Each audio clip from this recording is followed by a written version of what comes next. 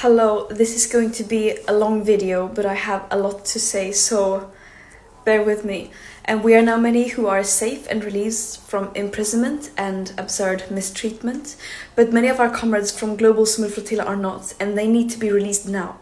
But most importantly, we are not the story. Thousands of Palestinians are currently being held in Israeli dungeons without a trial, hundreds of which are children. Millions are living trapped under an illegal siege in an apartheid state and occupation, who are being systematically starved and bombed to pieces. Basic societal infrastructure is being targeted and destroyed, and Palestinians are being systematically deprived of their very basic rights and means to survive, such as producing their own food, controlling their own territorial waters, and children being able to go to school. And the whole world knows that this did not start on October the 7th, 2023. And these Israeli war crimes have happened with impunity and with help and legitimizations from our governments, institutions, and media. And this is the story here that people should be focusing on. Do not let me and other volunteers on the flotilla be a distraction. And the Global Summit Flotilla is about solidarity with Palestinians, international solidarity. And what Israel did was mainly not to illegally abduct us in international waters and abuse us in prison, but it was that it stopped a humanitarian mission and violating international law by preventing humanitarian aid from entering Gaza, a population that are being systematically starved by Israel. And this is a blatant violation of international humanitarian and maritime law.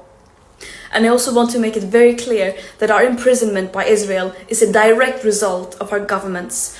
They keep talking about the importance of upholding human rights and international law and to get aid into Gaza. And then when we do their job, trying to do just that while being completely peaceful and abiding by international law, they fail to ensure our safety.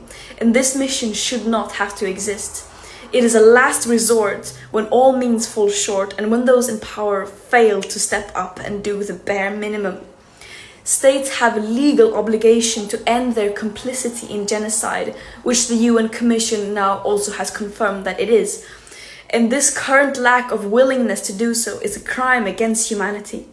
Israel does not have immunity from international law, even though it might seem like it from their genocidal propaganda.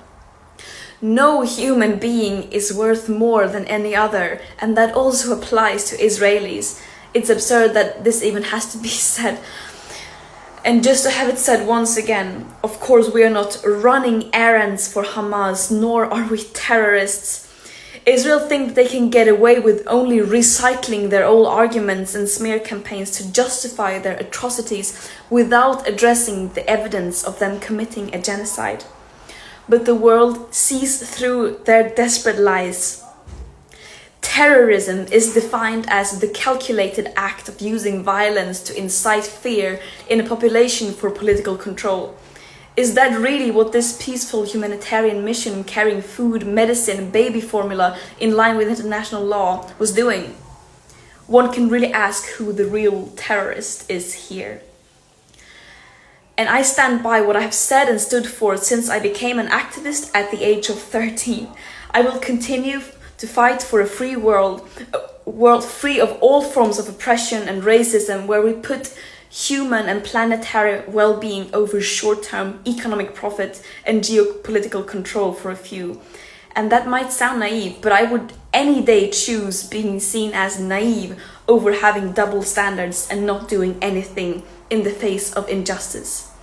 And I urge everyone to join the global uprising for justice, freedom and equality, and to apply real pressure on our governments and institutions to fulfill their legal obligations to ensure human rights for everyone. We have truth, morale, international law, justice, love, history, and solidarity of the world, as well as basic fucking common sense on our side. The war criminals have hate, lies, and weapons. Justice will prevail. Free Palestine.